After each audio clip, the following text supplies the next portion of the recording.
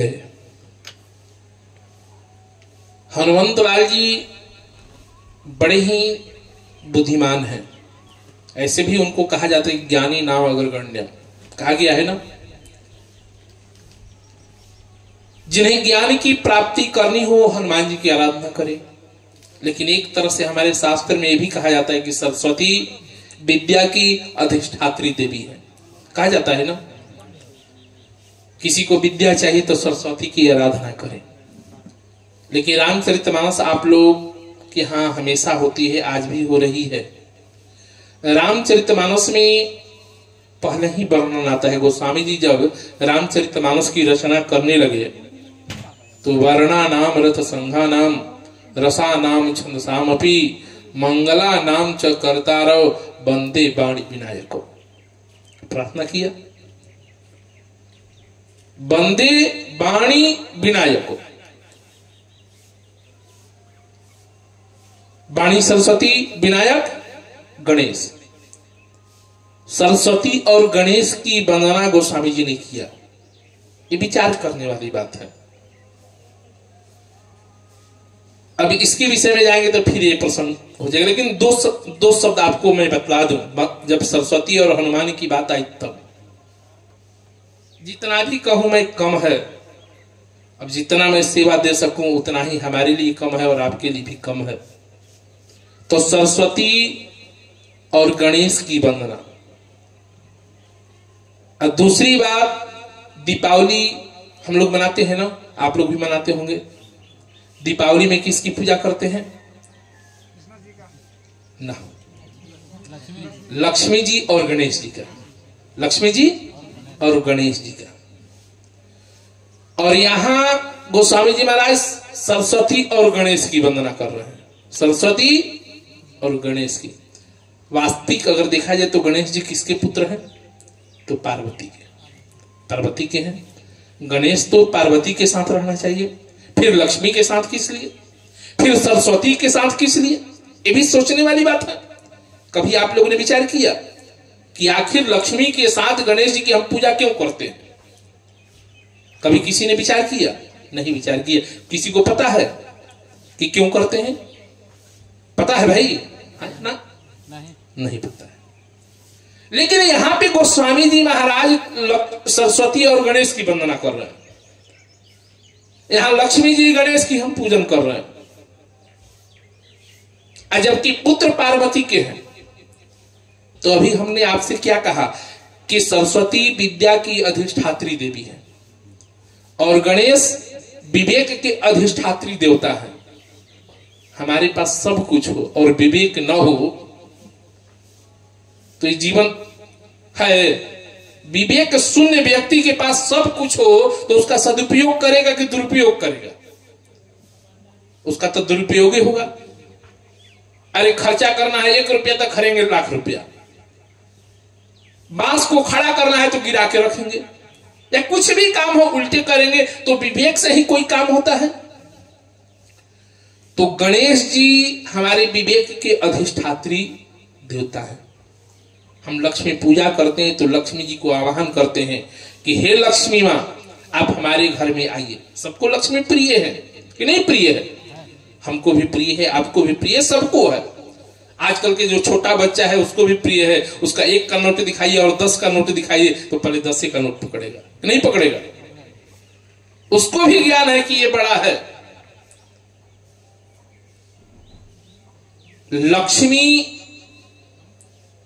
को हम बुलाते हैं, बहुत अच्छी बात है कि लक्ष्मी हमारे घर में हो, लक्ष्मी हमारे पास हो। लेकिन लक्ष्मी को रखना है तो गणेश की आराधना करनी पड़ेगी। किसकी?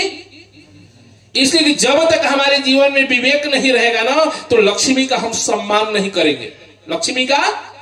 और जब हम आपका सम्मान नहीं करेंगे, आपको इज्जत नहीं देंगे, आपको प्रतिष्ठा नहीं देंगे, तो क्या आप हमारे पास बैठिएगा? क्या हम आपके पास बैठेंगे? मारे बाबा बेकार है, बहियात है, हम कहेंगे ये खत्म है। जाने की इच्छा होगा तो भी नहीं जाएंगे। तो इसीलिए गणेश जी की आवाहन करते कम से कम हमारे जीवन में विवेक रहे और विवेक रहेगा तो लक्ष्मी का मैं सम्मान करूंगा, और जब लक्ष्मी का सम्मान करेंगे, लक्ष्मी का सदुपयोग करेंगे, तो लक्ष्मी हमारे पास कि नहीं भाई इसके पास जाते तो हमारा सम्मान होता है। इसीलिए सरस्वती के साथ गणेश जी की वंदना किया गया कि गणेश जी आप मेरे पास रहेंगे तो सरस्वती तो शब्द दे सकती है, लेकिन जब विवेक नहीं रहेगा ना तो उसका उल्टा बात होगा। जैसे किसी महिलाएं को कहे कि माता जी हमको 1 लोटा पानी पिलाइए, तो पिला देंगे, लेकिन यही शब्द हम कहे कि ये हमारे बाबू के मेहर या जोरू पानी पिलाइए, तो लात बजेगा, जूता बजेगा, जूता बजेगा। लेकिन वही बात हमने कहा कि माता जी पानी पिला दीजिए, तो प्रेम से पिला देंगे। ये हो गया विवेक। वाणी है लेकिन विवेक नहीं है तो सब हमारा काम बिगड़ जाएगा। तो इसीलिए गोस्वामी जी महाराज ने सरस्वती के साथ गणेश की वंदना किया कि मेरे पास विवेक रहेगा तब इस बड़ा ग्रंथ की मैं रचना कर पाऊंगा। और हनुमंत लाल जी क्या है? ज्ञानी, ज्ञान के अधिष्ठात्री, ज्ञानी नाम अग्रगण्यम।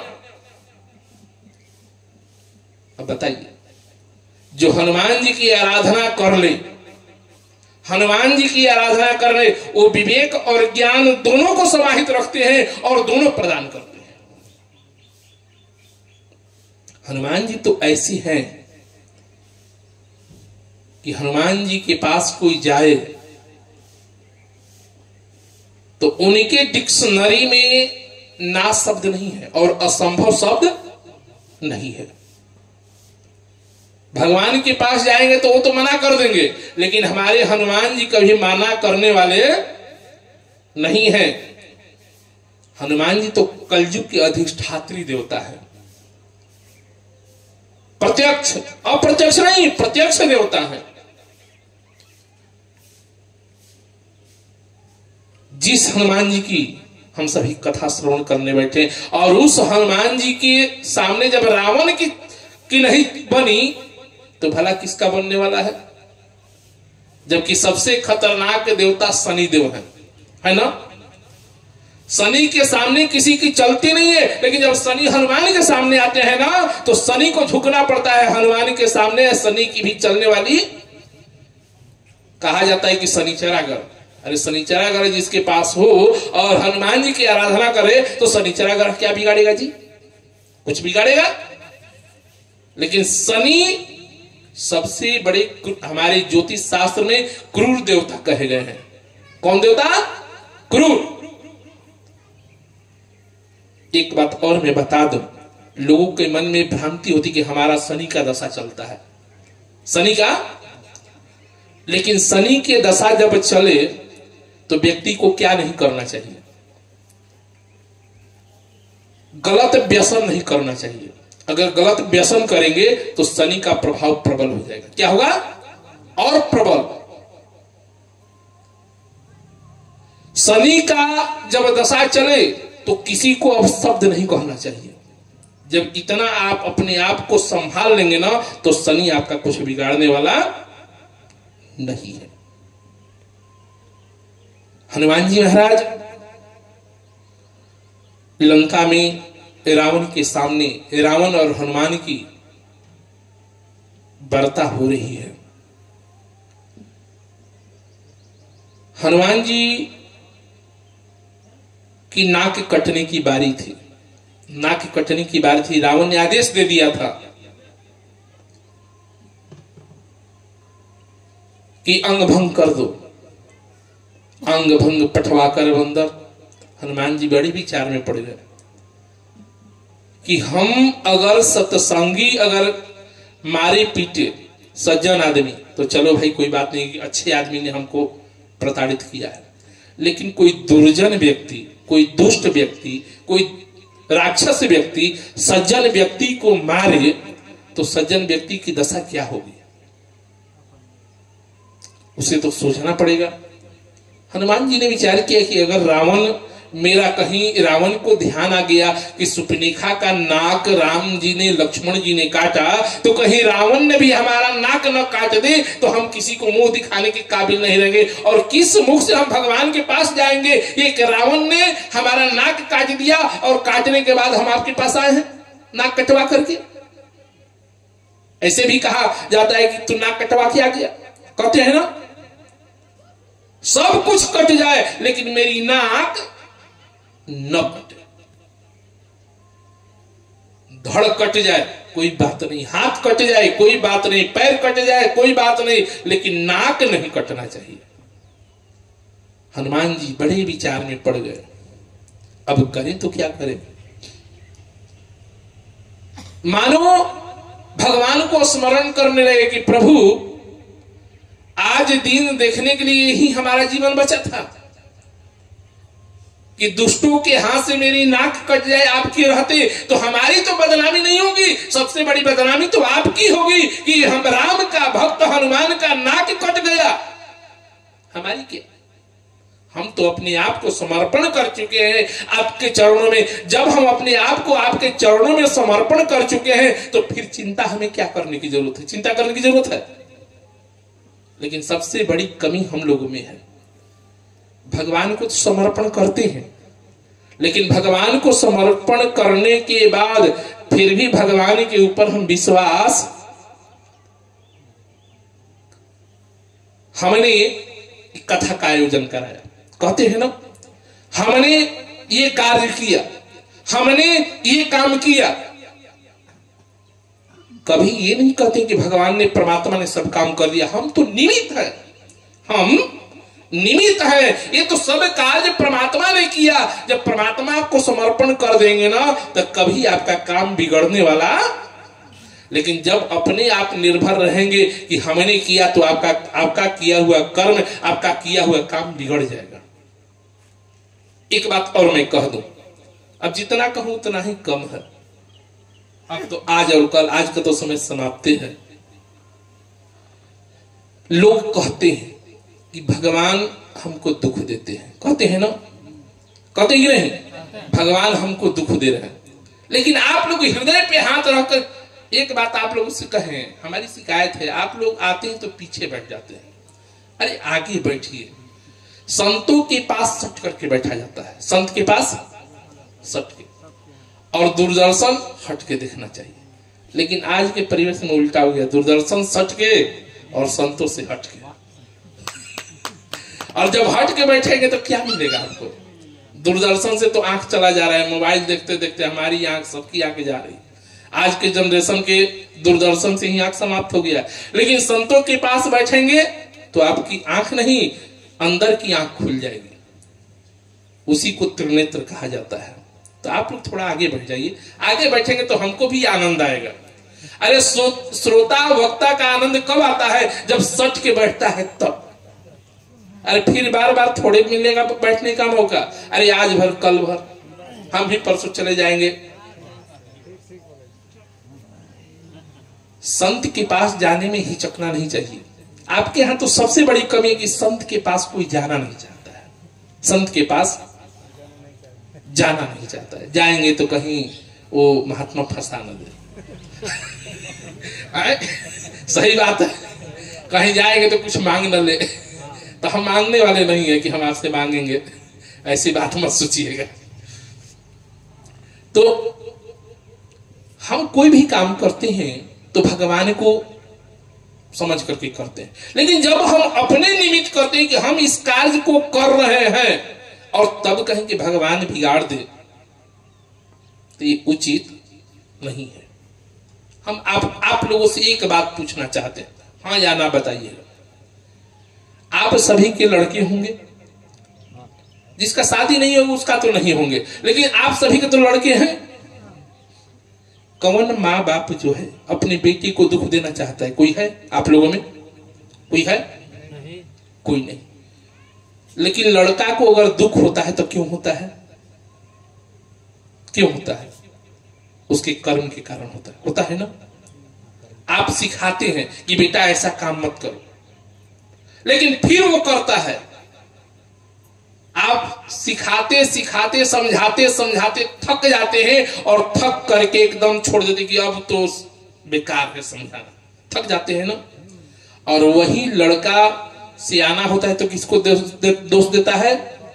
अपने माँ बाप को। बताइए कि आपने अपने बच्चे को लालन पालन करने में कोई कमी रखा है क्या? हम भी तो भगवान के संतान हैं कि नहीं है?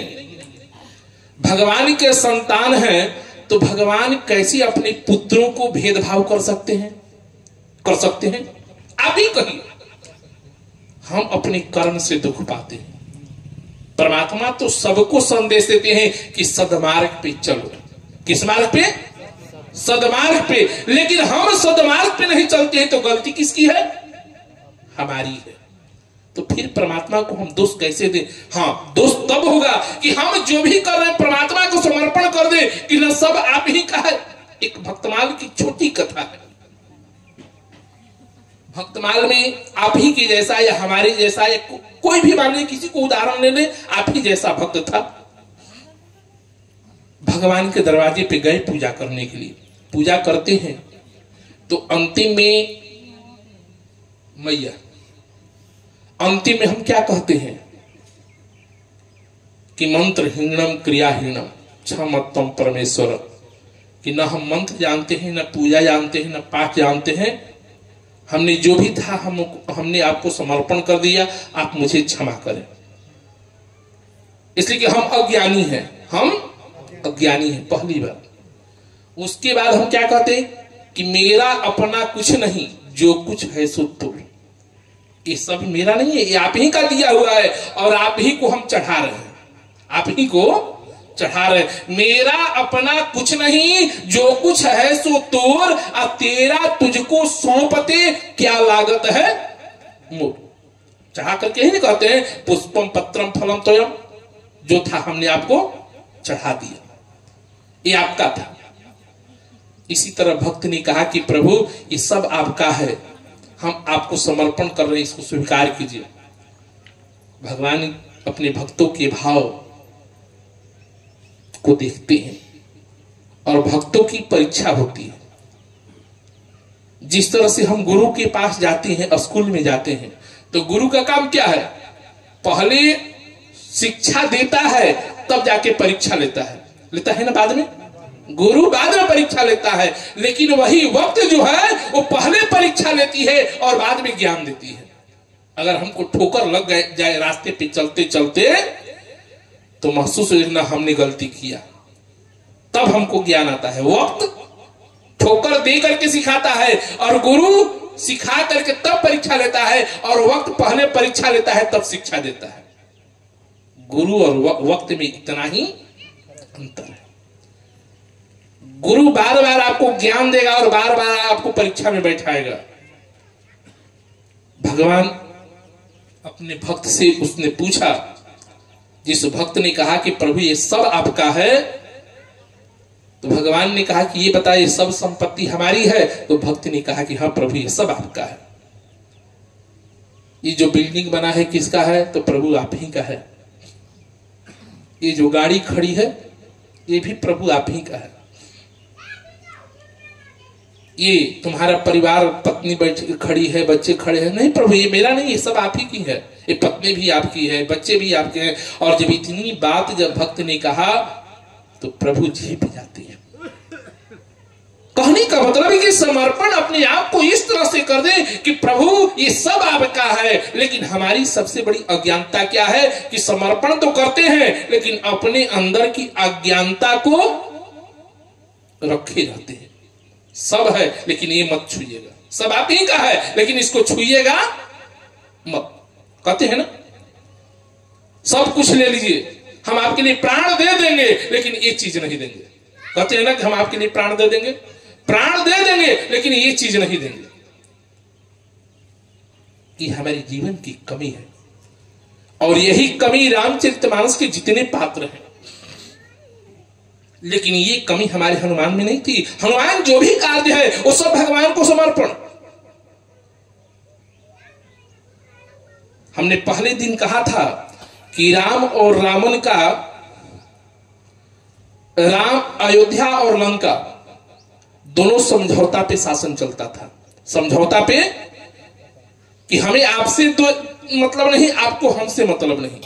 और इन्हीं की नहीं, रावण को कहा जाता है कि विश्व विजेता है रावण, लेकिन विचार कीजिए विश्व विजेता था तो सहस्त्रार्जुन के विषय में आप जानते हैं, बाली को जानते हैं, सुग्रीव और बाली। बाली रावण को केवल हरा चुका था। 6 महीने अपने कांख में रख करके भ्रमण करता था। मानो बाली ने सबको संदेश दिया कि हम रावण के ऊपर विजय की प्राप्ति कर लिए। घूम घूम करके सबको, ये बड़ी बात है कि दुर्गुण के ऊपर विजय की प्राप्ति बाली ने कर लिया। रावण क्या था? दुर्गुण था, अहंकार था, और अहंकार को कांख के नीचे बाली ने दबा दिया। ठीक, ये तो बड़ी सुंदर थी कि अहंकार को हम दबा लें, अहंकार को प्रकट न करें, अहंकार को समाप्त कर दें। और जिसके जीवन में अहंकार न हो उसका जीवन तो संवर जाता है। लेकिन बाली अहंकार को के साथ समझौता कर लिया। रावण के साथ मित्रता, नहीं मित्रता हो गई, रावण और बाली का मित्रता हो गई। और यह सहस्त्रार्जुन को देखिए, सहस्त्रार्जुन भी रावण को परास्त किया। सहस्त्रार्जुन ने भी रावण को परास्त किया। और जब रावण को परास्त किया तो सहस्त्रार्जुन बहुत धर्मात्मा राजा था, बहुत धर्मात्मा। बाली भी धर्मात्मा था, पापात्मा नहीं, धर्मात्मा था। लेकिन जब सहस्त्रार्जुन ने रावण से समझौता किया ना, और समझौता करने को हराने के बाद रावण सहस्त्रार्जुन से समझौता कर लेता है कि हम और तुम मित्र हो गए। ये बहुत अच्छी बात है कि अहंकार से मित्रता कर ले, लेकिन ऐसा मित्रता न करें कि वो अहंकार हम ही को डुबो दे। जब सहस्त्रार्जुन ने रावण से मित्रता किया, जब बाली ने रावण से मित्रता किया, ये दोनों का पतन हो गया। सहस्त्रार्जुन तो ऐसा राजा था कि अपने प्रजाओं के जीवन में लेश मात्र भी कष्ट देखना पसंद नहीं करता था। सहस्त्रार्जुन के अंदर इतनी क्षमता थी कि हर प्रजा से अपना भेष परिवर्तन करके सबसे एक बार में मिल सकता था। सहस्त्रार्जुन सबसे एक बार में मुलाकात कर सकता था, सबसे एक बार में समाचार पूछ सकता था तुम्हारा कष्ट क्या है। प्रजा उससे बहुत संतुष्ट थे, बहुत संतुष्ट थे, इतना धर्मात्मा। लेकिन जब रावण से समझौता किया सहस्त्रार्जुन, तो संगति का भी प्रभाव व्यक्ति के जीवन में पड़ता है, संगत का प्रभाव पड़ जाता है। अब कितना हम उदाहरण निकाले, हम तो उदाहरण निकालते निकालते थक जाएंगे। अब यहां पे उदाहरण अब निकालना पड़ रहा है।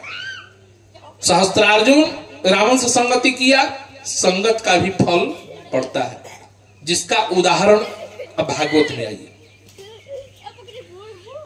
जब भीष्म पितामह को आप लोग जानते होंगे, 5 पांडव हस्तिनापुर के राजा बन गए दुर्योधन को मार करके। कृष्ण भगवान छोटे थे, कृष्ण भगवान शिक्षा दिए, लेकिन धर्मराज युधिष्ठिर के ऊपर प्रभाव, कारण कि छोटा कितना भी ज्ञानी हो और छोटा किसी बड़े को उपदेश दे तो उस उपदेश को बड़ा व्यक्ति नजरअंदाज करते कि अरे ये लड़का है, नहीं कहते कि बच्चा है, उसकी बात को हम कदर नहीं करते। लेकिन वही बड़ा व्यक्ति अगर कुछ संदेश दे तो उसको बड़े ध्यान से हम सुनते हैं, बड़े ध्यान से सुनते हैं।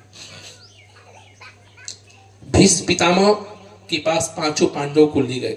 कौन? श्री कृष्ण भगवान। श्री कृष्ण भगवान ने कहा कि धर्मराज युधिष्ठिर आप हस्तिनापुर के राजा बन गए। और इधर भीष्म पितामह का चलने की भी तैयारी थी, सूर्य उत्तरायण हो गया था।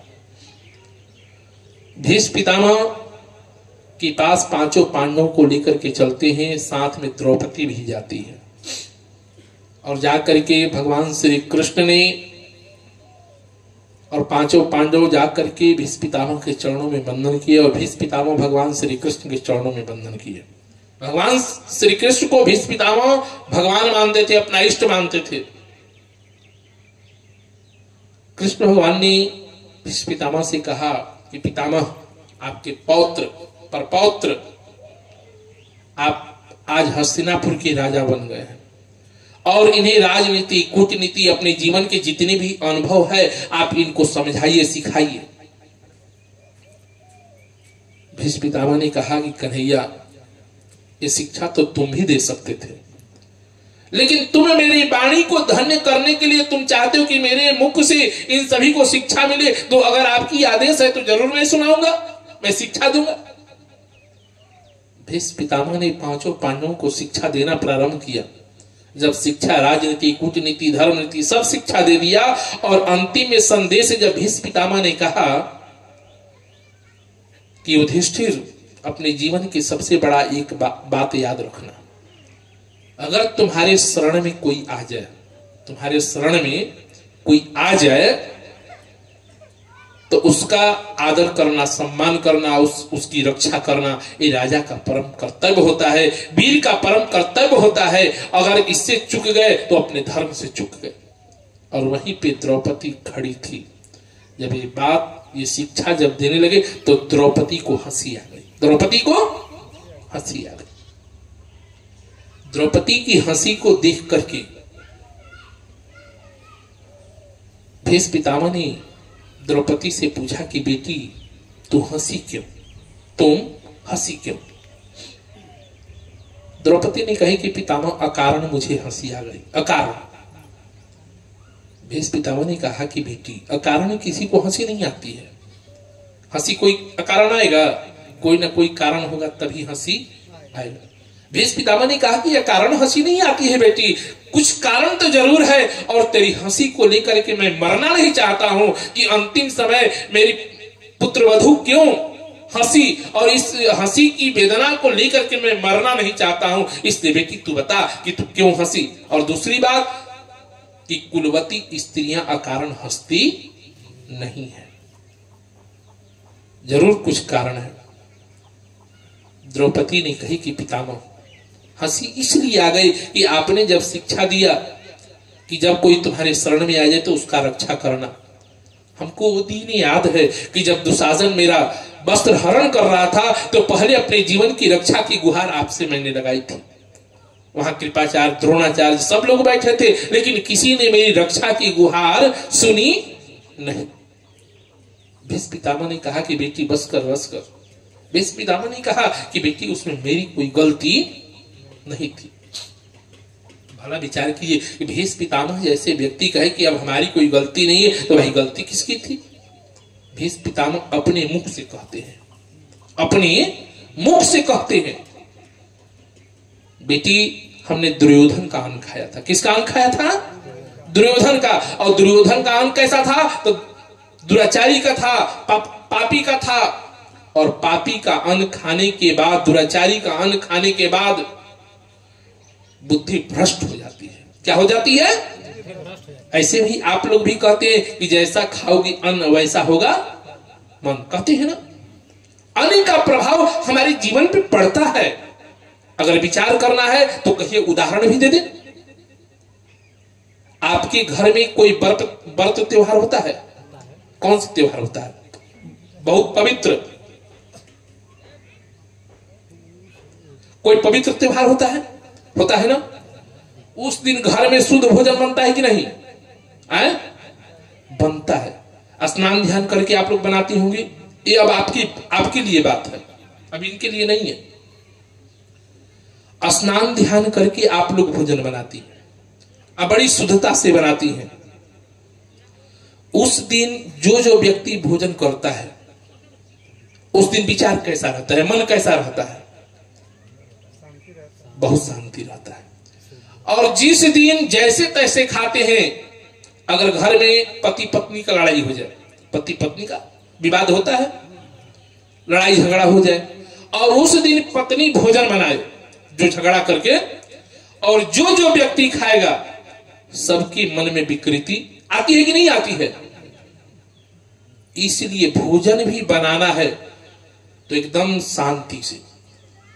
हमारा मानसिक प्रभाव उस अन्न के ऊपर पड़ता है और जो जो व्यक्ति खाता है ना वैसा ही उसका मन हो जाता है। भीष्म पितामह ने यही कहा कि बेटी हमने दुर्योधन का अन्न खाया है और दुर्योधन का अन्न खाने के पश्चात हमारी बुद्धि भ्रष्ट हो गई थी, हमारी मति में विकृति आ गई थी, जिससे के कारण मैं तेरी रक्षा नहीं कर पाया। उसमें मेरा कोई दोष, वो अन्न का दोष था और उस अन्न का रक्त बना और आज मेरा रक्त जो है 54 दिन बाण की सैया पे पड़े पड़े दुर्योधन का खाया हुआ अन्न का रक्त बह करके निकल चुका है। आज मेरे शरीर में शुद्ध रक्त है, इसलिए मेरी बुद्धि में विकृति नहीं है। कहने का मतलब, कहने का अभिप्राय कि अन्न का भी प्रभाव पड़ता है, संगत का भी प्रभाव पड़ता है। यही बात सहस्त्रार्जुन और बाली के जीवन में हुआ। रावण से दोस्ती किया, सहस्त्रार्जुन भी धर्मात्मा हमने बतलाया, लेकिन जब से दोस्ती किया और दोस्ती करने के बाद सहस्त्रार्जुन जमदग्नि जी के आश्रम पे जब गया और कामधेनु से उन्होंने स्वागत किया तो उसके मन में विकृति आ गई और विकृति आया तो संत से विरोध कर बैठा। आज तक सहस्त्रार्जुन के जीवन में विकृति नहीं थी, जब रावण से संगति किया तब सहस्त्रार्जुन के जीवन में विकृति आ गई और विकृति आने के पश्चात जमदग्नि जी के साथ बुरा बर्ताव किया, जिसके कारण परशुराम जी ने मार दिया। दुष्टों के संगति का प्रभाव मिला। बाली, अब रही बाली की बात। बाली बहुत ही नेक दिल था, बहुत ही धर्मात्मा था, दुराचारी नहीं था।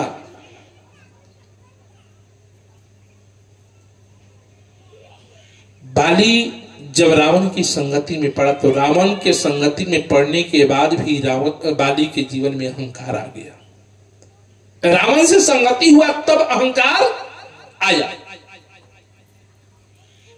और जब अहंकार आया तो अपने भाई को बाहर निकाल दिया राज से, उसकी पत्नी को रख लिया,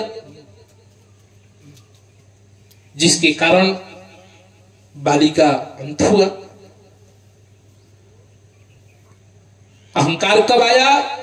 अहंकार को रखा लेकिन रखने के बाद अपना लिया, यही उसकी सबसे बड़ी कमी थी। हम भी अब अहंकार युक्त होते हैं, लेकिन अहंकार को अगर अपना लेंगे तो हमारे जीवन की, जैसे मान लीजिए हमारा काम है परोपकार करना, है ना? परोपकार करना, परोपकार तो करते हैं, लेकिन परोपकार करने के बाद, जैसे एक उदाहरण मैं दे रहा हूं, गंगा का काम है सबको कल्याण करना, गंगा की पानी से हमको तारना, लेकिन वही समुद्र का पानी क्या है? खरा है। समुद्र का पानी, गंगा हिमालय के चोटी से चल करके, जमुना चल करके, सरस्वती चल करके, जितनी भी देश की हमारी नदियां हैं सब एक दूसरे में मिलते हुए, समाहित होते हुए कहां चली जाती है? समुद्र में। किसी ने उन लोगों से पूछा कि भाई तुम्हारा तो काम कल्याण करने के लिए हुआ था, तुमको तो रेगिस्तान की तरफ जाना चाहिए था, समुद्र की ओर नहीं जाना चाहिए था। आखिर तू समुद्र की ओर तुम्हें जाने से क्या मिला? वहां किसका तू कल्याण कर दिया? अरे रेगिस्तान में जाता तो वहां पानी के बगैर लोग मर रहे हैं, सबका कल्याण होता।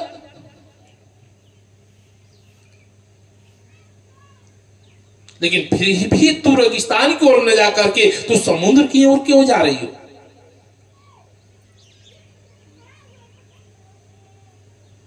कहने का मतलब उसी तरह हमारा भी जीवन है। नदियों के ऊपर ही हम अपने जीवन की उदाहरण देंगे, सबके जीवन की उदाहरण। समुद्र कौन है? तो परमपिता परमेश्वर है। क्या है? हम कुछ भी करें लेकिन सबको, सबकी मंजिल वही है। सबकी मंजिल हमारी, आपकी, उनकी, इनकी, सभी की।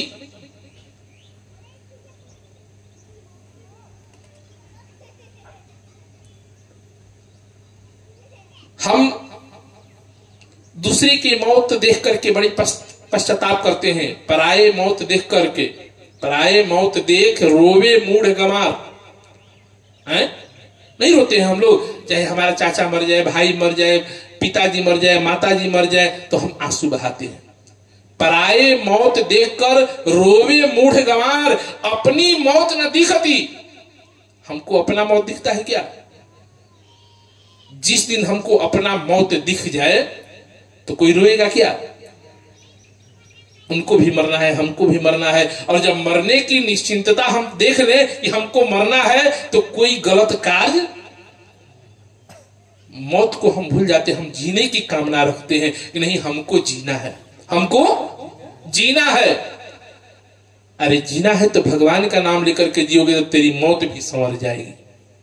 मौत भी आप देखे होंगे, संत महात्माओं की भजनानंद पुरुषों की उम्र लंबी हो जाती है।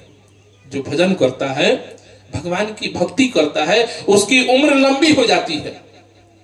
मरना होगा 10 साल में तो मरेगा 50 साल में। उदाहरण खोजेंगे तो भी दे देंगे। सुख से मुनि सारद से वक्ता, चीर निजीवी लोमस्ते अधिकारी। लोमस जी की कितनी आयु थी? 12 वर्ष। कितनी आयु थी? 12 वर्ष। और आज तक लोमस जी जीवित हैं। भगवान शंकर ने आशीर्वाद दिया था किसी ब्राह्मण को कि उसका संतान नहीं हो रहा था, लेकिन उसने कहा कि जब तक संतान नहीं होगा तब तक हम आपके दरबार से नहीं जाएंगे। उन्होंने पुत्र दिया, कहा कि जाओ ठीक है, 12 वर्ष के लिए दे रहे हैं, ठीक है कोई बात नहीं, कम से कम लोग तो नहीं ना कहेंगे निसंतान है। अगर किसी का पुत्र ना हो तो निसंतान निसंतान कहते कहते उसको कान सुझा देते हैं। अरे सुबह सुबह निस्तानी का मुंह देख लिए, नहीं आदमी कहता है, हम बाझिन का मुख देख लिए। कितना भी बड़ा ज्ञानी हो, भगवान ने कहा कि ना, उसने कहा कि कम से कम एक कलंक तो मेरे जीवन से मिट जाएगा। लोग निसंतान तो नहीं कहेंगे, ठीक है 12 साल का मिला। अरे जन्म लेकर मरिए जाए कोई बात नहीं, लेकिन निसंतान तो कोई नहीं कहेगा। 12 साल की उम्र मिली और उनकी उम्र कैसी हो गई, तो उनके देवर्षि नारद जी ने उनको सिखाया। कब? जब समय व्यतीत होने लगा 12 साल, तो देवर्षि नारद जी उस ब्राह्मण के दरवाजे पे आए और अपने बच्चे को संस्कार क्या दे रखे थे बचपना से कि कोई आए बेटा प्रणाम करो, कोई आवे प्रणाम करो, बचपना से। अच्छा ये बताइए, कोई बालक आएगा तो हम आशीर्वाद ही ना देंगे? या कोई भी है जो जैसा आएगा वैसा आशीर्वाद देंगे? जो भी आवे उसको आशीर्वाद दे। देवर्षि नारद जी भी आ गए। उसकी तो दिनचर्या थी कि कोई भी आएगा तो साष्टांग दंडवत, और जैसे ही साष्टांग दंडवत किया नारद जी के चरणों में, तो नारद जी ने कहा कि चिरंजीवी भी हो। क्या कहा? अब चिरंजीवी का मतलब कि लंबी उम्र हो। संत महात्मा किसी को आशीर्वाद दे और आशीर्वाद न मिले तो बड़ी दुर्भाग्य है। अब पिताजी ने सुना उसके कि नारद जी ने चिरंजीवी होने का आशीर्वाद दिया, वो दौड़े दौड़े देवर्षि नारद जी के पास आया, कहा कि महाराज आपने क्या किया? आप जैसे संत इसको चिरंजीवी का आशीर्वाद दे दिए, अब तो ये मरने वाला है, 1 साल इसकी उम्र बची है,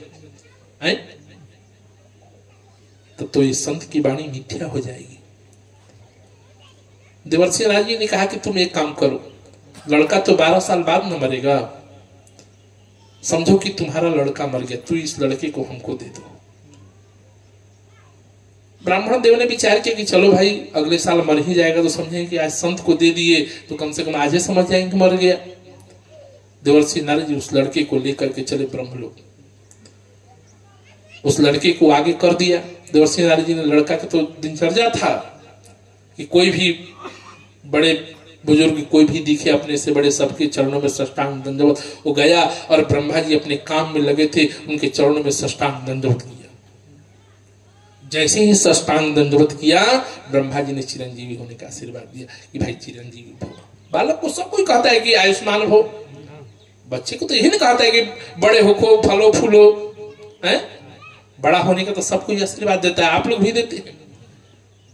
अगर बूढ़े आदमी कहे आए और दंडवत करे तो उसको कोई थोड़े लंबी आयु के आशीर्वाद देगा, भाई आपका कल्याण हो, यही ना कहेंगे कि आपका कल्याण हो। लेकिन बच्चे को कल्याण के लिए नहीं, उसे तो लंबी आयु के लिए, दीर्घायु के लिए, धन दौलत के आशीर्वाद मिले। ब्रह्मा जी ने कहा कि चिरंजीवी हो। बालक को देख करके नारद जी ने कहा कि बेटा तो बेटा बाप भी गया, बेटा तो बेटा बाप भी गया। लोग दुनिया के लोग संत के ऊपर से विश्वास तो उठ जाता, जब ब्रह्मे की वाणी मिथ्या हो जाए तो दुनिया विश्वास करेगी। ब्रह्मा जी ने पूछा कि बात क्या है, देवर्षि नारद जी ने सब बात बताई। ब्रह्मा जी भी विस्मित, कोई ब्रह्मा जी किसी को आशीर्वाद दे दे और वो आशीर्वाद मिथ्या जाए तो कल से हम ब्रह्मा जी के ऊपर विश्वास करेंगे? कोई नहीं करेगा कि ब्रह्मा की वाणी मिथ्या हो गई। फिर विष्णु लोग लड़के को आगे, भगवान विष्णु ने भी वही आशीर्वाद दिया, फिर लेकर के भगवान शंकर के पास। भगवान शंकर ने भी नहीं देखा, आशीर्वाद चिरंजीवी होने का दे दिया। अब तो सब लोगों ने कहा कि दुनिया ब्रह्मा को झूठा कह सकता है, विष्णु को झूठा कह सकता है, लेकिन भगवान शंकर को कोई झूठा कहे, कालम कालालम महाकाल कालम, जो कालों के काल है, महाकाल है, वो उनकी वाणी मिथ्या हो गई, तो फिर अब बचा क्या? त्रिदेव की वाणी मिथ्या। शंकर जी ने पूछा कि बात क्या है, लड़का किसका है? तो ये लड़का आप ही का दिया हुआ है। अच्छा, तो ये 12 साल का है, तो 12 साल जिएगा। उस बच्चे को भगवान शंकर ने कहा कि तू चक्र बना करके उसमें शिवलिंग स्थापित करके तू भगवान शिव की पूजा कर। और शिवलिंग थाप करके भगवान शिव की आराधना करने लगा। और उधर यमराज अपना काल पांच लेकर के, अब तो उसकी उम्र लेना है 12 साल बाद। जैसे ही काल पास को फेंका, भगवान शंकर ने उस यमराज को सावधान किया। यमराज ने कहा कि महाराज इसकी उम्र समाप्त हो गई है। भगवान शंकर ने पूछा कि ये किसका पुत्र है? तो आप ही ने प्रदान किया है। तो हमने ना प्रदान किया है कि किसी और ने किया है? तो नहीं, आपने। तो इसको तो हमने अपनी उम्र से इसकी उम्र जोड़ दिया है। हमारा जैसा उम्र है वैसा ही इसका उम्र है। जबकि भगवान शंकर की उम्र कितनी होती है? एक ब्रह्मा मरते हैं 71 बार कलयुग, सतयुग, त्रेता, द्वापर जब व्यतीत होता है तो एक मनवंतर होता है, और एक मनवंतर व्यतीत होता है तो ब्रह्मा का एक दिन होता है। एक मनवंतर बीतता है तो ब्रह्मा का एक दिन होता है। और जब एक ब्रह्मा मरते हैं ना, तब जाकर के भगवान शंकर का एक दिन होता है। वैसे डुमस जी के जीवन में कितने ब्रह्मा आए, कितने ब्रह्मा गए। शरणागति से व्यक्ति की जीवन की लंबी आयु मिल जाती है। कहने का मतलब, कहने का अभिप्राय कि परमार्थ जिस तरह हमारा जीवन है, हम अपने जीवन को परमार्थ करें, लेकिन परमार्थ परमात्मा के निमित्त करें। जिस तरह समुद्र की तुलना, हमने गंगा की तुलना दिया कि गंगा नदियां जितनी भी है सब समुद्र में समाहित हो जाती है। जिस तरह से हम भी है, हमारा भी जीवन के शरीर जो है एक न एक दिन भगवान के चरणों में समाहित, लेकिन ऐसा समाहित हो कि भगवान के चरणों में समाहित हो तो भगवान के चरणों से पुनः लौटे ना।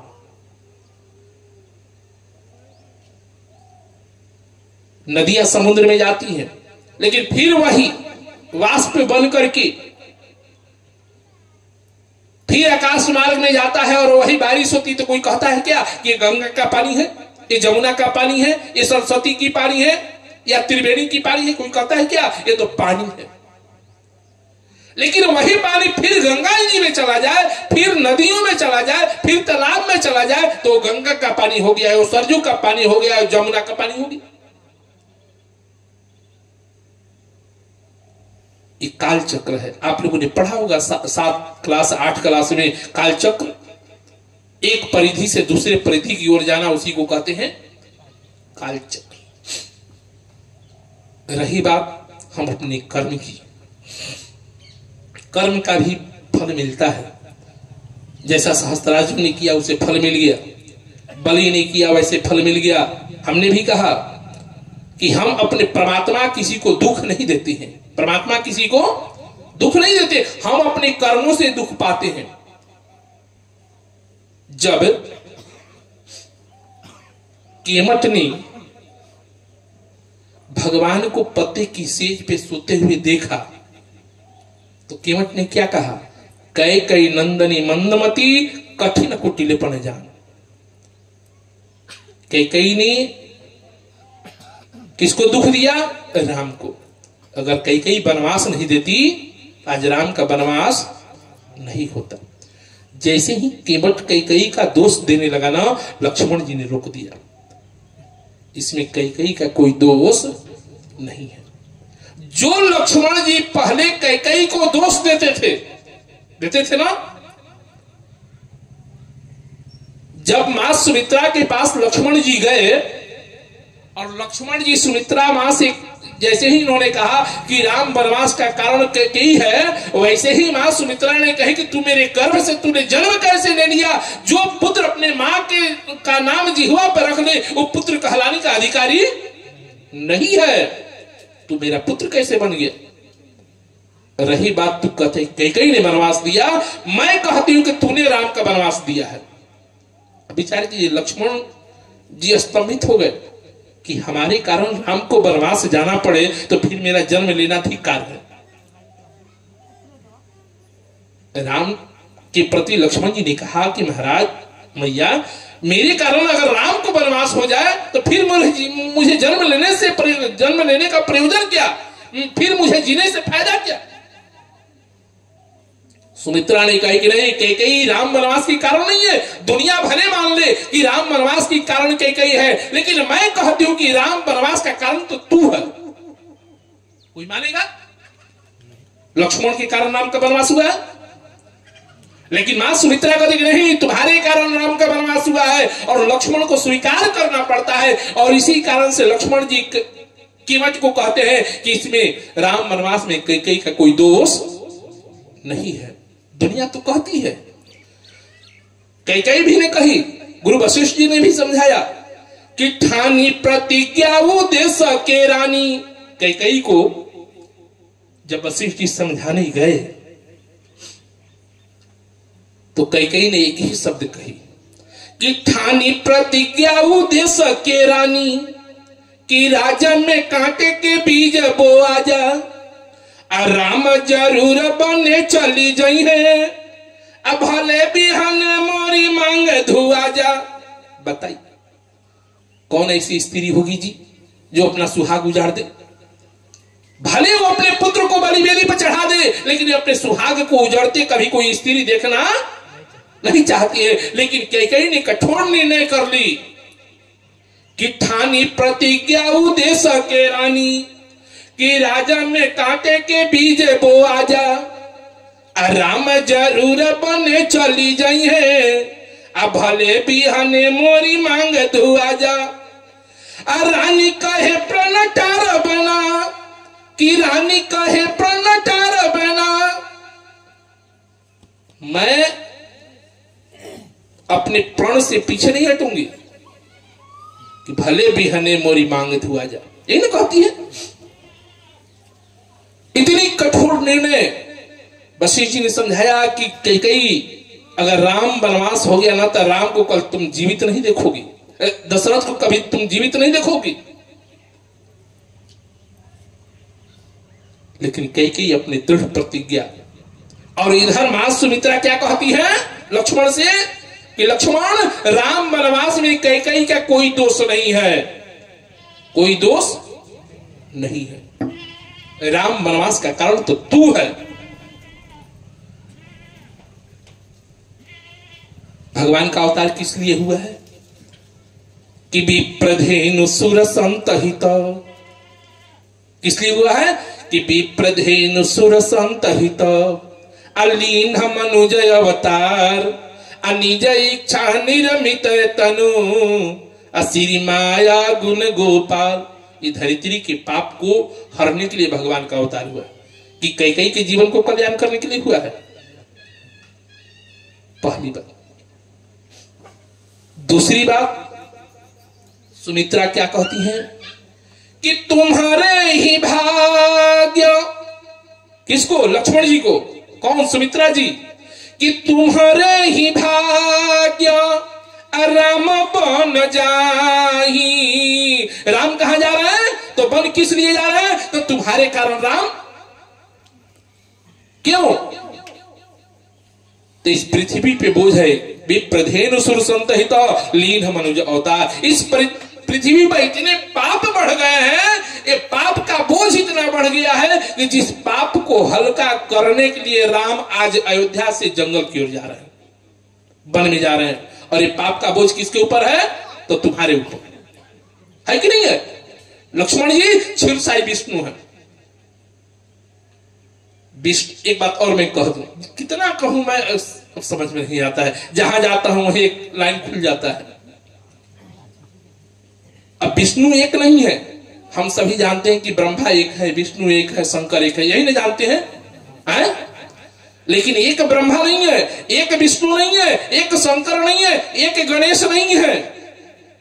जितने लोक है ना, उतने लोक पे ब्रह्मा है, विष्णु है, शंकर है। ये हम नहीं कर रहे। रामचरितमानस में है सती प्रसंग, आपने सुना होगा सती प्रसंग। अब विशेष नहीं जाएंगे, एक लाइन आपको उदाहरण देंगे।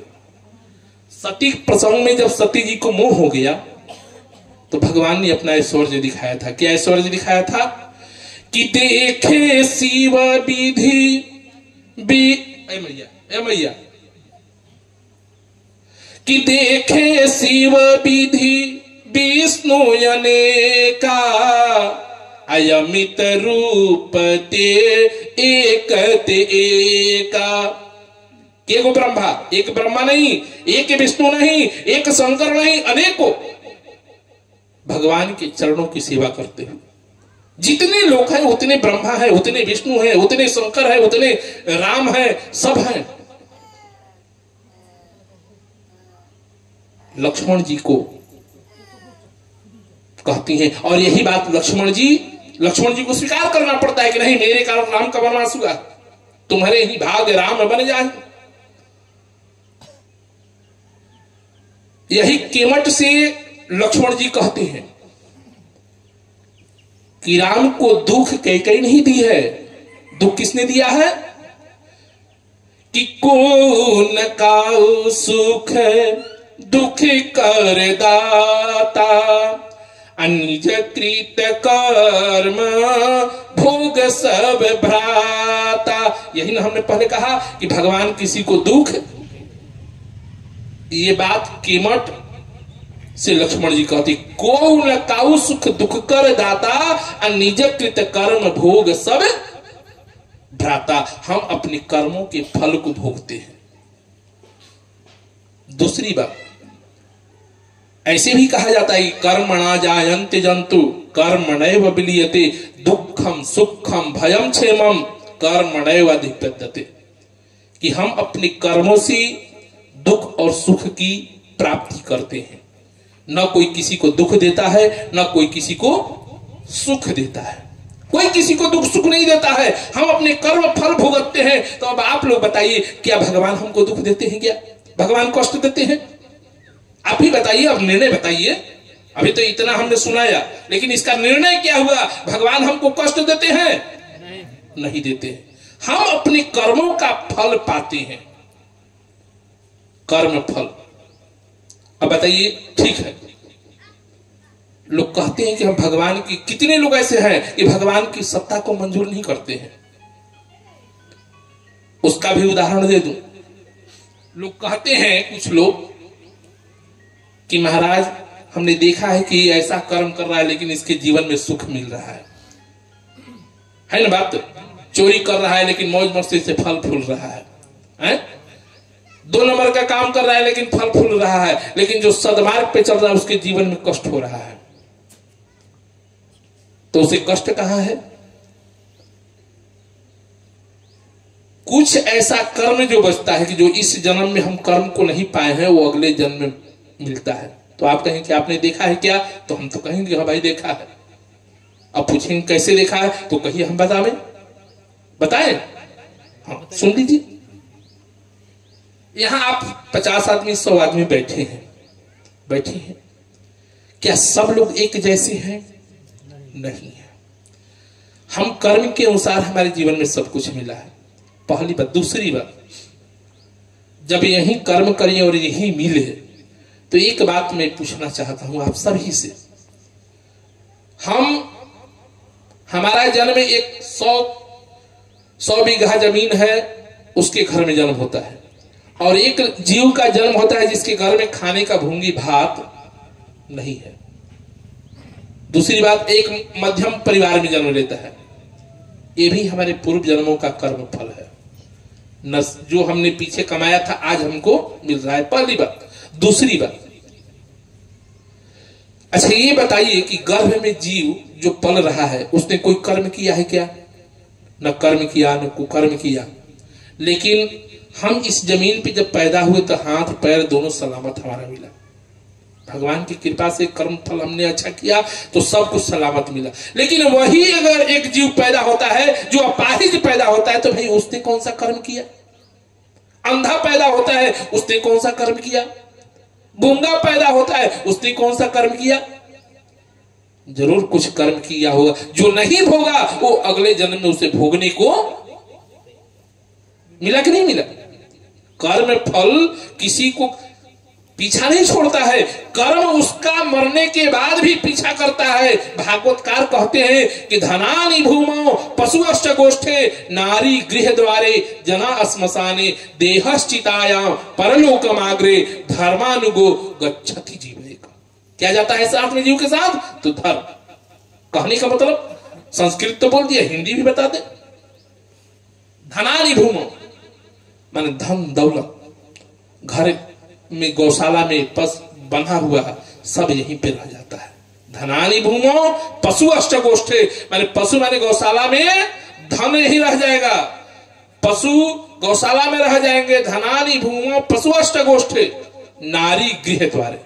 हम मरने के बाद हमारी स्त्री कहां तक जाती है? तो दरवाजा तक, रोते बिलखते। नारी गृह द्वारे जना श्मशाने, जना माने हमारे सगे संबंधी कहां तक जाते हैं? श्मशान तक। धनानि भूमौ पशुश्च गोष्ठे नारी गृह द्वारे जना श्मशाने देहश्चितायाम। ये शरीर कहां तक जाता है? तो चिता तक। देहश्चितायाम परलोकमाग्रे धर्मानुगो गच्छति जीवेक। परलोक तक कौन जाता है? तो हमारा धर्म। यहां पे क्या रह जाता है? तो हमारा कर्म। शरीर की लोग कहते हैं 3 गति, शरीर को 3 गति। हम भी कहते हैं कि जीवन क्षण भंगुर है सबका। ये शरीर सबका क्षण भंगुर है, आज है कल नहीं रहेगा। क्या स्थायी है? नहीं। जीवन क्षण भंगुर है सबका, अंततः सभी को जाना है। जाने कौन कहां चला जाए, जीवन का कौन ठिकाना है। धन धरती कोठी कोसमाल सब क्षण में ही छूट जाएंगे। जिनको तुम अपना समझ रहे वो दूर सभी हट। हमारा लड़का है, हमारा बहू है, हमारा भाई है, हमारे पिता है, मर जाएंगे तो जल्दी हटाओ, ये लाश है, जल्दी हटाओ। अगर रखेंगे तो कंध दे देखो, कोई नहीं कहेगा कि मेरा बेटा है। कोई कहेगा क्या? ये मुर्दा हो चुका है, जल्दी से खाली करो। और मुर्दा हटाने के बाद अब अशुद्ध हो गया घर।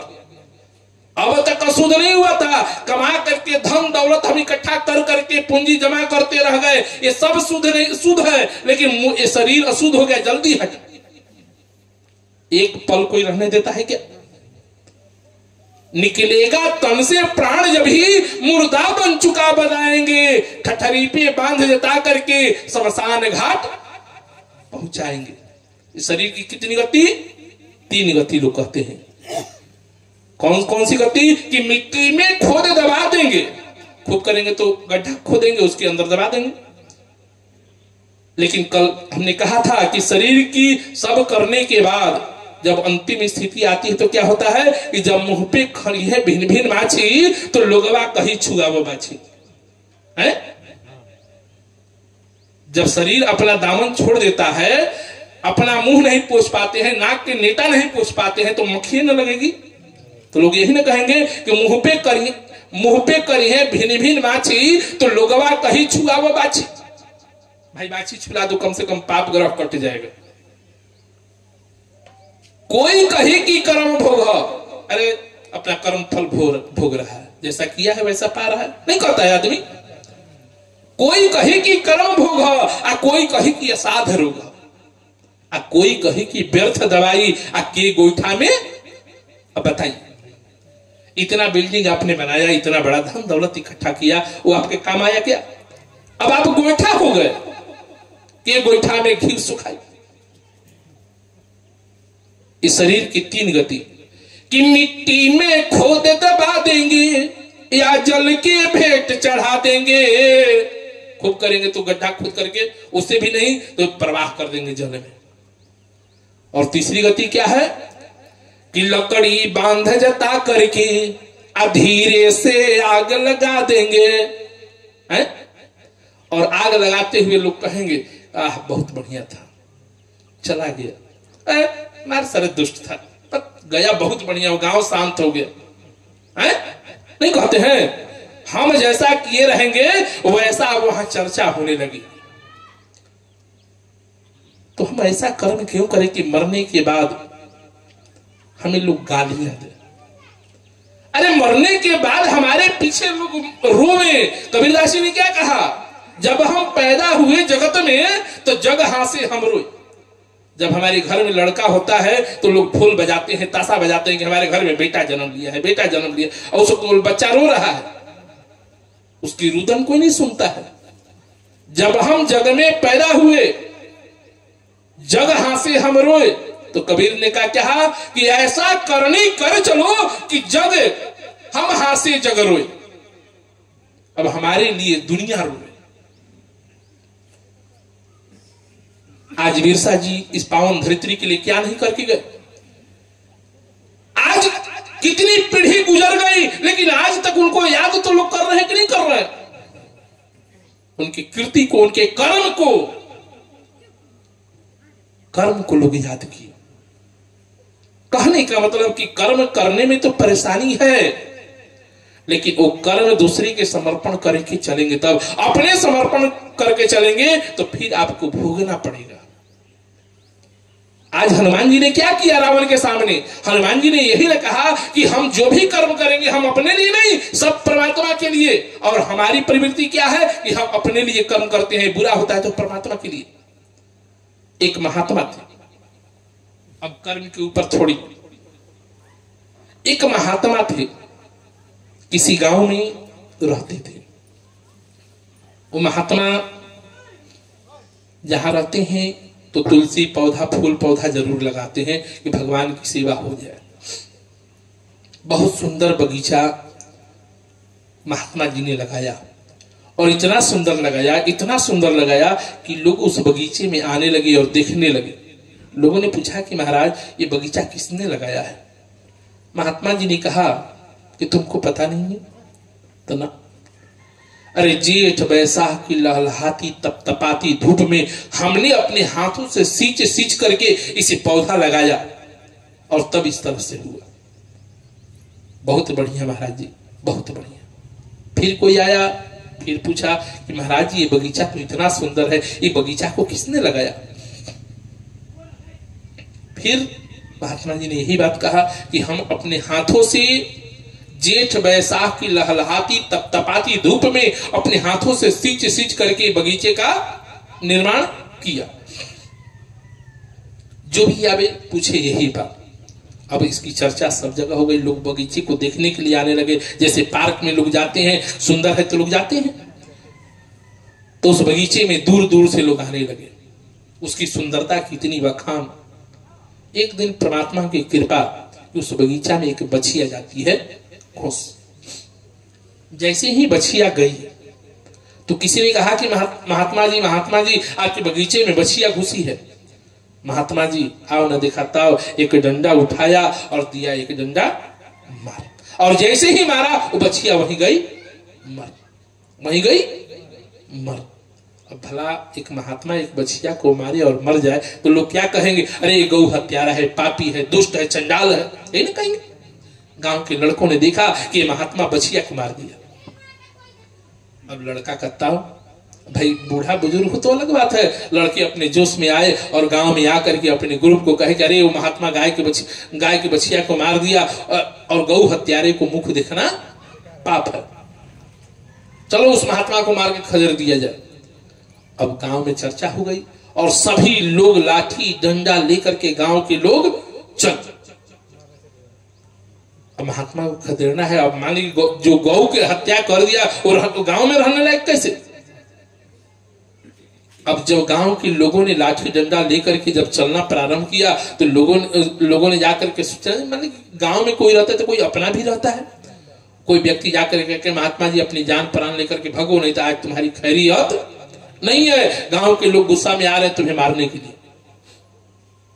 महात्मा तो वैसे भी बात पटुता में बहुत तेज होते हैं। अब कोई चाहे कि महात्मा को बात में कोई पकड़ ले तो कोई पकड़ पाएगा? अब हमारे पास कोई आवे और कोई बात रखे तो हमसे जीतेगा? महात्मा बहुत तेज होते हैं, वाक पटुता में इतने तेज होते हैं कि उन्हें पकड़ना बड़ी मुश्किल है। अब वो अपना गुना भाग लगाने लगे महात्मा जी कि अब क्या किया जाए, अब भागना तो है नहीं। गांव के लोग मारो मारो मारो मारो। महात्मा जी अब जहां हजारों की संख्या है, हम कितना भी कहेंगे भाई मेरी बात सुनो मेरी बात सुनो मेरी बात सुनो, तो कोई सुनेगा?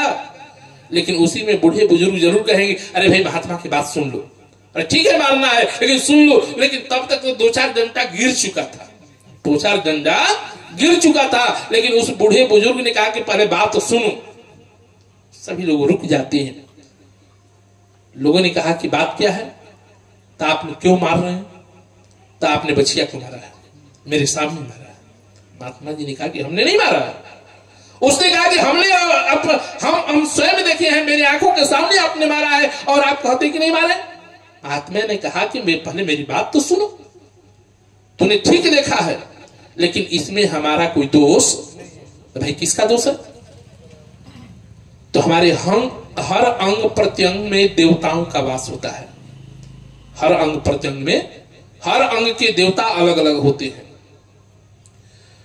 हाथ का देवता इंद्र, आंख का देवता अश्विनी कुमार, सब देवता अलग अलग। उन्होंने कहा कि इसमें मेरा कोई दोष नहीं, इस हाथ में इंद्र का वास है। किसका वास है?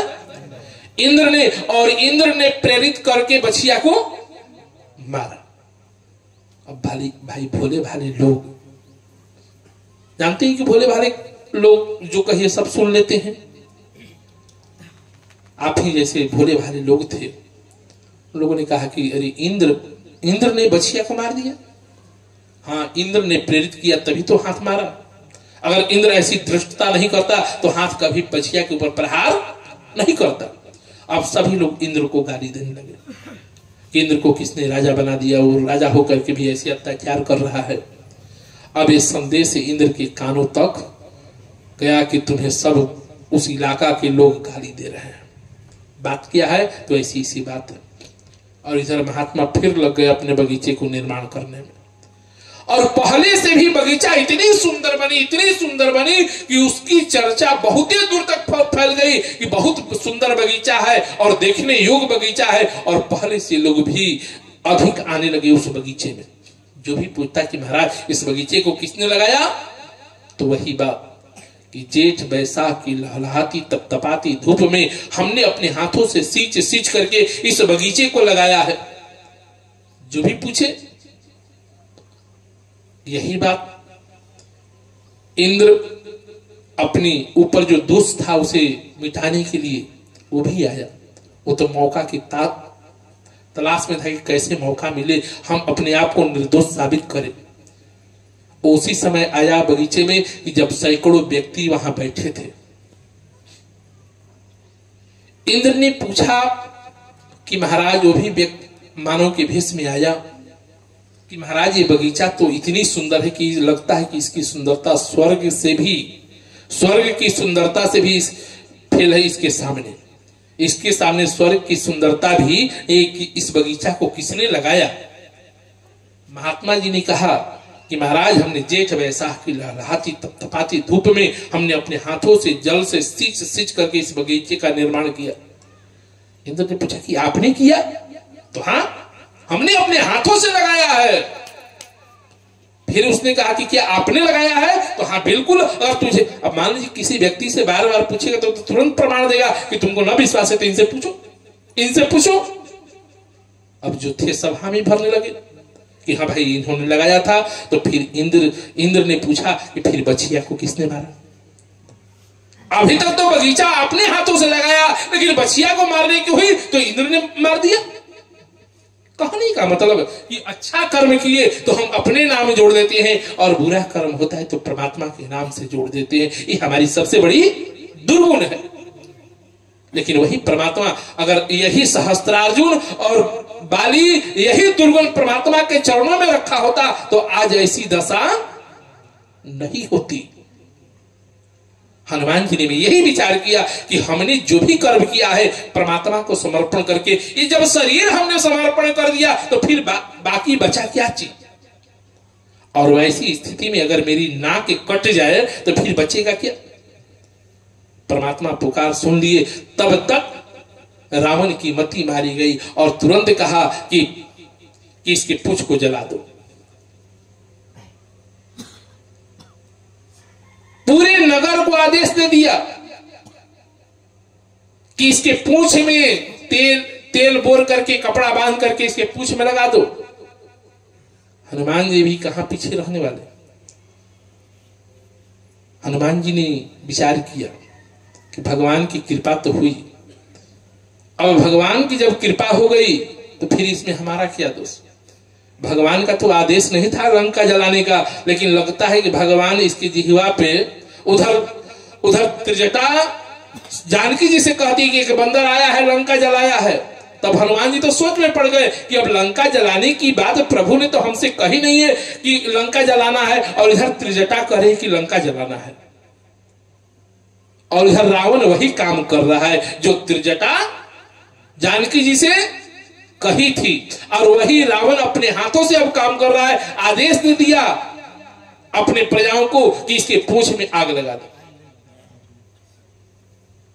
और ऐसी स्थिति हो गई। हनुमान जी किसी की कर्जा नहीं रखते। हनुमान जी किसी का कर्जा, हनुमान जी ने कहा कि आज तक हम किसी का कर्ज खाए नहीं, तो तुम्हारा कर्ज क्यों रखें?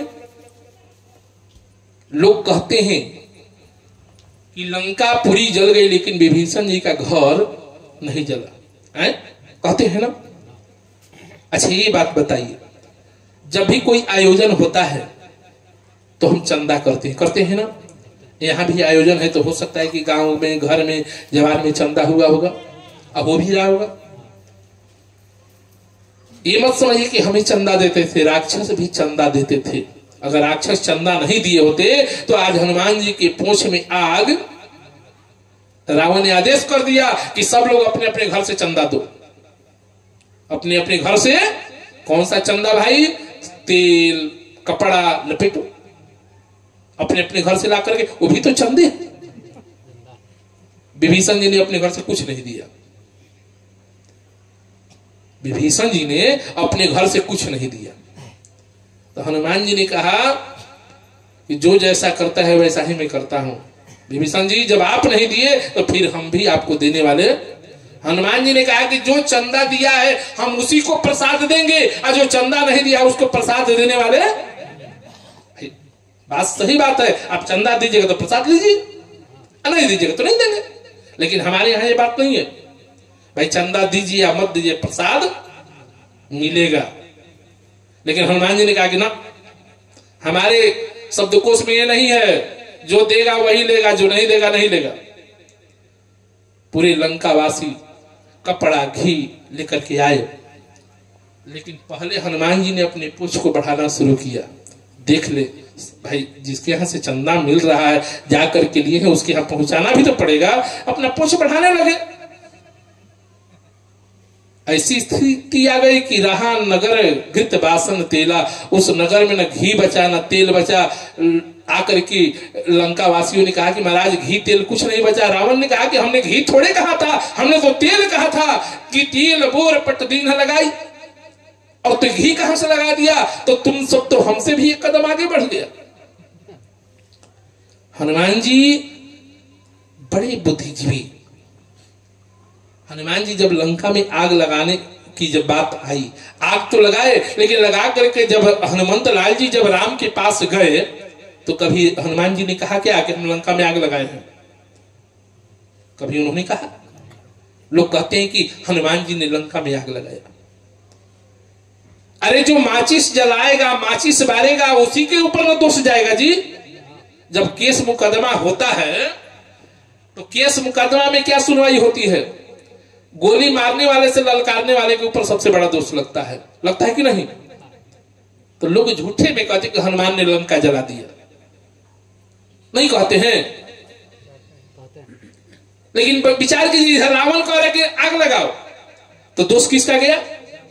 रावण को। और लगाने वाला लंकेवासी। तो अपने हाथ से अपना ही घर फूंक रहे हैं। हमने शुरू में कहा था कि जो व्यक्ति जलता है ना, वही उस अग्नि में धधकता है। जलाने वाला दूसरे को आप जितना जलाइएगा वो जलेगा नहीं। हमारी मानसिकता में खोट है कि हम उसके प्रति ईर्ष्या करते हैं। आप उसका कुछ नहीं बिगाड़ सकते, आप अपना बिगाड़ेंगे। रावण हनुमान को जलाने के लिए चला था, लेकिन यही बात जब राम के पास हनुमान जी गए और हनुमान जी से पूछा गया, लोगों ने कहा कि हनुमान ने लंका जला दिया, तो हनुमान ने क्या कहा कि महाराज हमने लंका नहीं जलाया है। तो किसने जलाया है? तो सबसे पहले रावण का पाप ने लंका को जला करके राख कर दिया।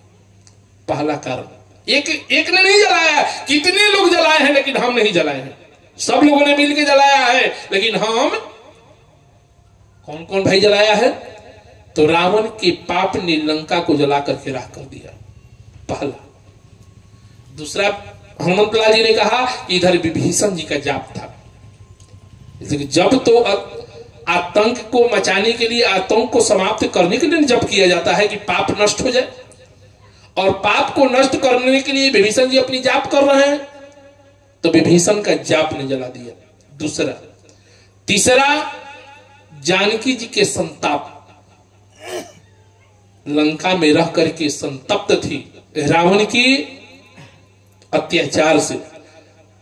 तो कहने का मतलब कि जिसका आत्मा कुंठित होता है ना, उसका आत्मा का आशीर्वाद सबको मिलता है। लोग कहते हैं कि परमात्मा आशीर्वाद देते हैं, परमात्मा आशीर्वाद नहीं देते हैं। ये हमारी आत्मा का आवाज ही परमात्मा की आवाज है।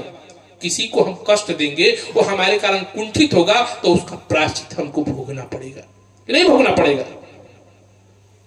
लोग कहते हैं कि बड़ी सताया था इसलिए उसका पाप मिल रहा है। तो आत्मा की आवाज ही पर पैर मोड़ लीजिए। जिसको पैर में दिक्कत हो तो वो ठीक है, लेकिन दिक्कत है तब कोई बात नहीं, उसके लिए भगवान की तरफ से क्षमा रहता है। जिसका दिक्कत नहीं रहता है उसके लिए दोष है। बोलिए प्रेम से कृष्ण भगवान की। हम कैसे कहते हैं कि किसी को की आत्मा को अगर कष्ट मिलता है तो उसकी संताप को दूसरे को भुगतना पड़ता है ना। लोग कहते हैं कि बड़ा उसको सताया था, उसका आह पड़ रहा है। आत्मा की आवाज परमात्मा की आवाज है। आशीर्वाद मुख से व्यक्ति नहीं देता है। हमारे शास्त्र में सबसे पहला धर्म क्या बताया गया है? सेवा ही सबसे बड़ा धर्म।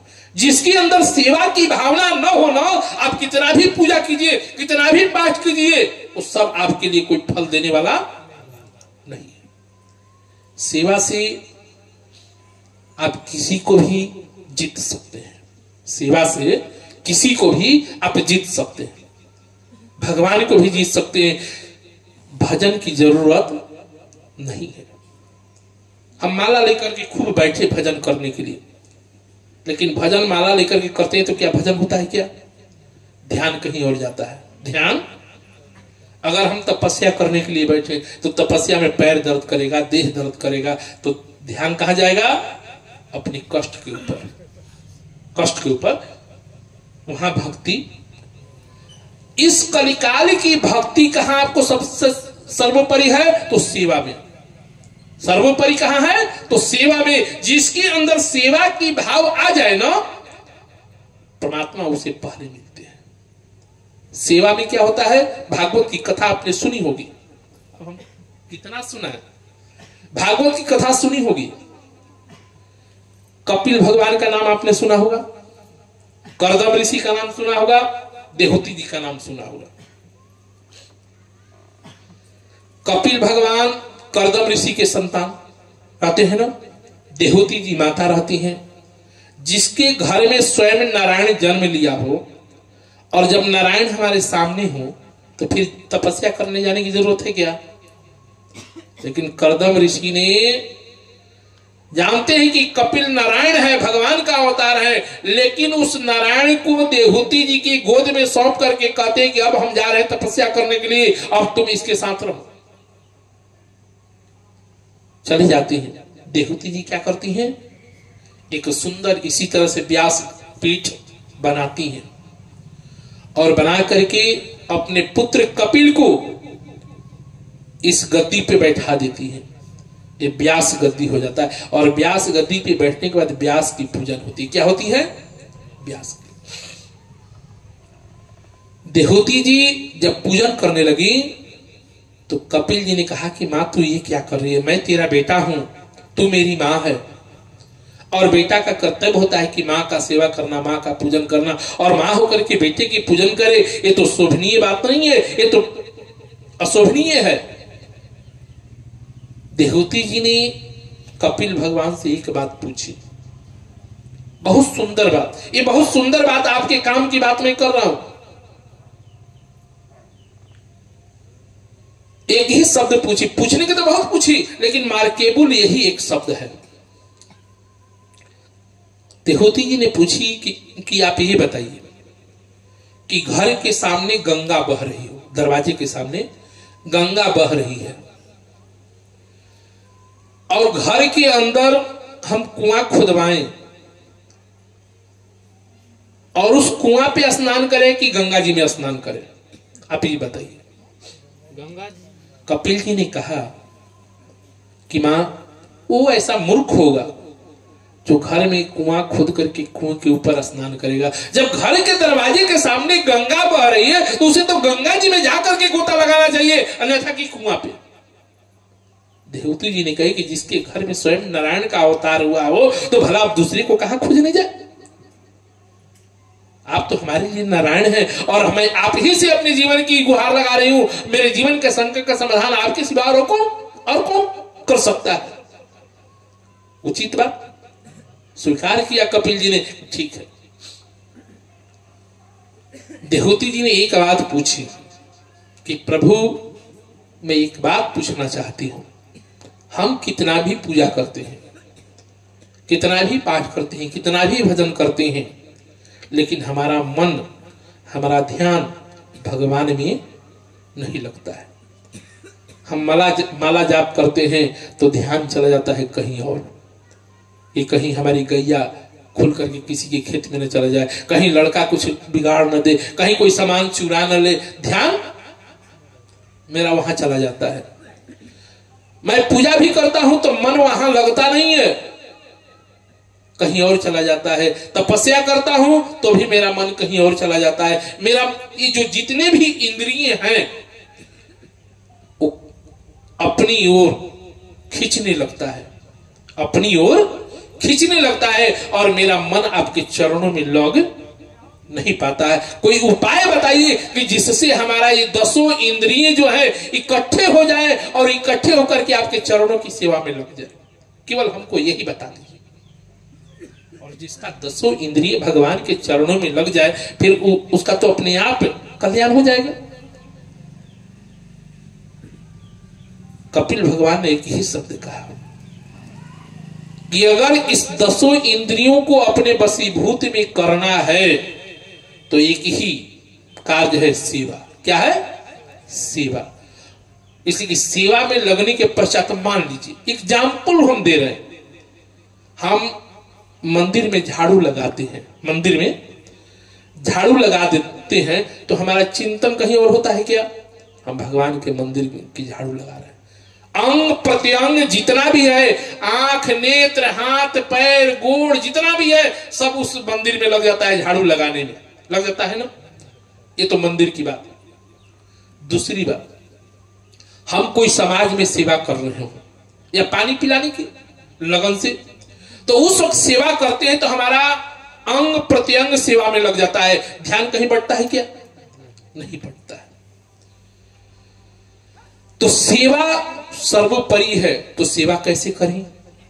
कपिल भगवान से ने देवहूति जी कपिल भगवान से पूछी कि सेवा कैसे करें, तो एक ही शब्द कपिल भगवान ने कहा कि अपने घर को मंदिर बना दो। क्या करो?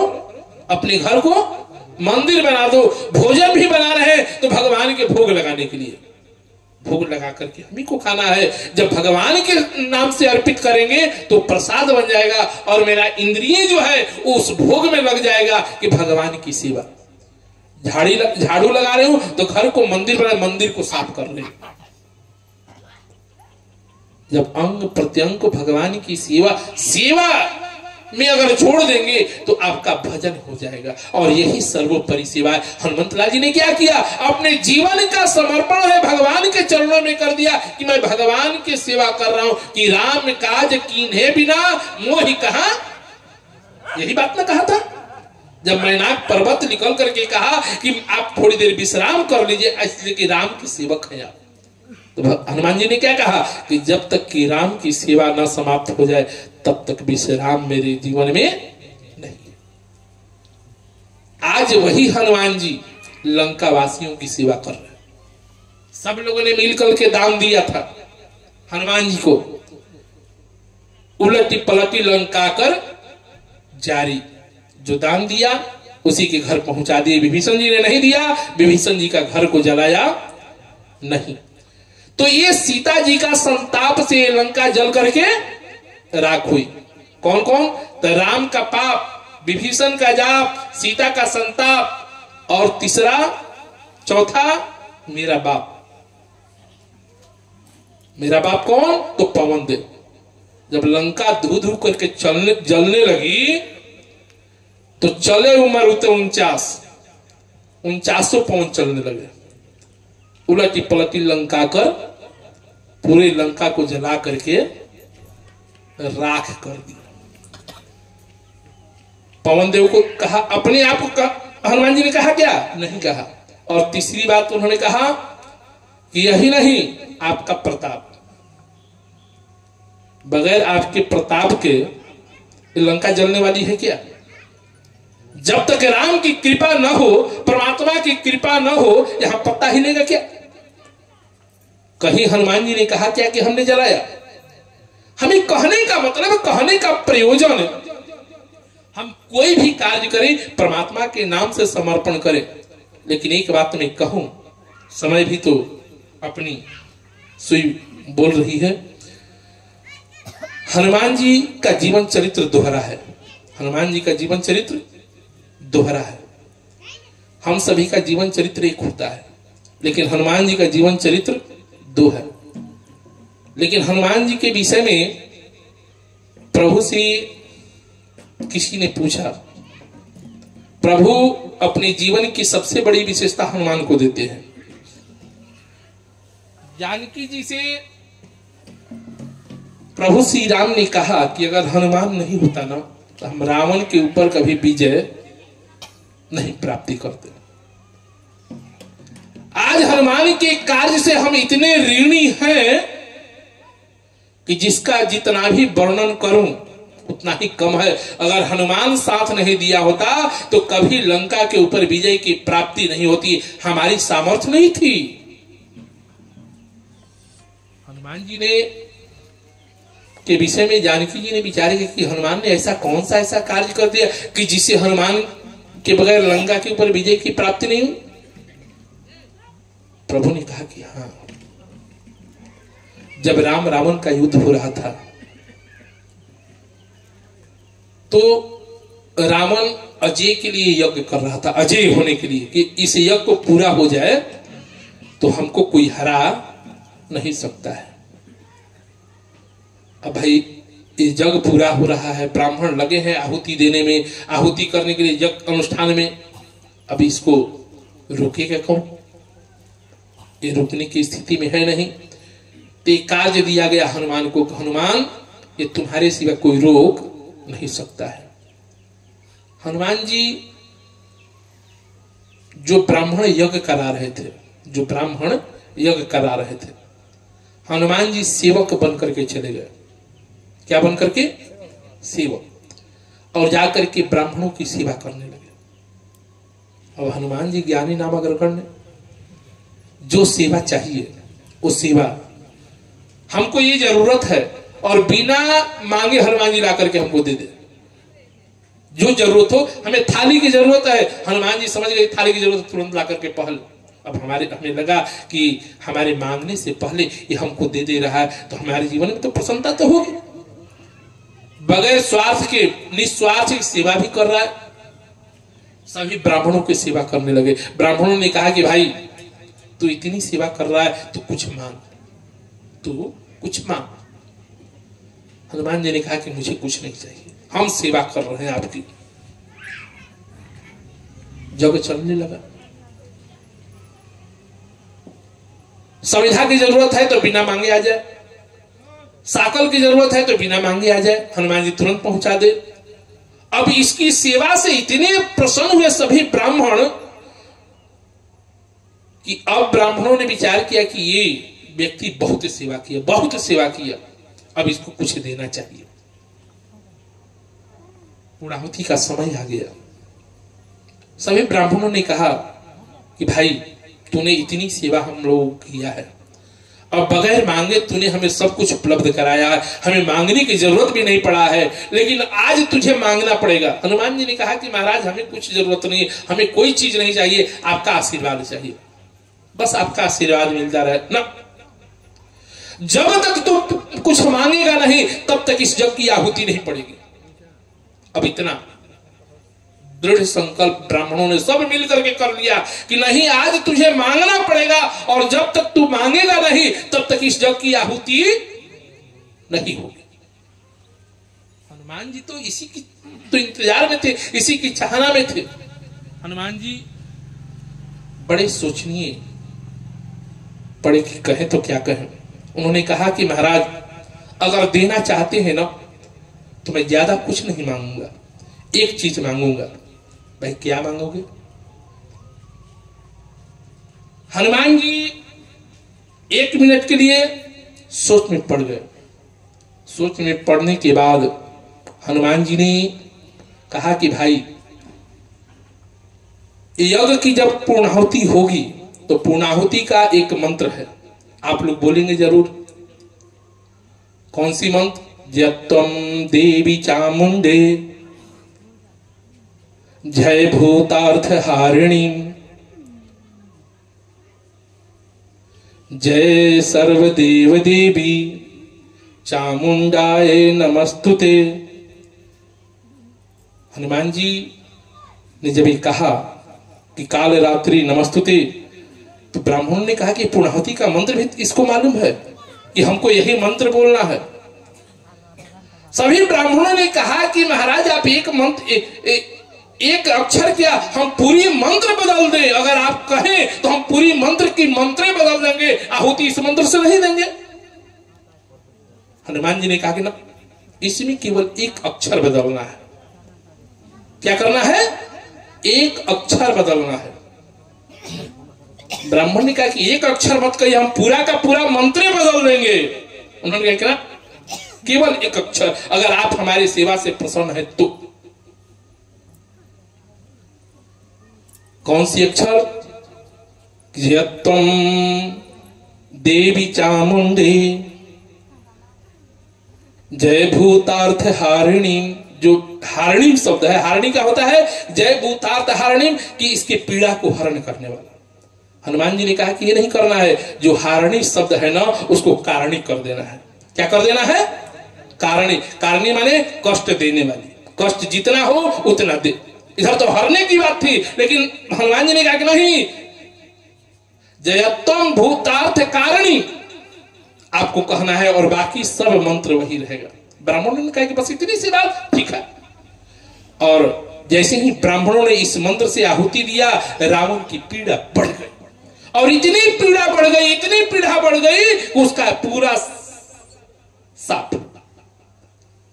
हनुमान जी के प्रति प्रभु ने कहा कि राम, हनुमान का तो इतना बड़ा श्रेय है, जितना भी कहूं मैं उतना ही कम है। रावण का तो जितना भी योगदान, हनुमान का जितना भी योगदान कहूं उतना ही कम है। इसलिए हनुमान के ऋण से हम कभी ऋण होने वाले नहीं है। और हनुमान का तो जीवन ही अद्भुत है। और कैसा है इसके विषय में कल, इसलिए कल भर तो सेवा है, अंत भला तो सब भला।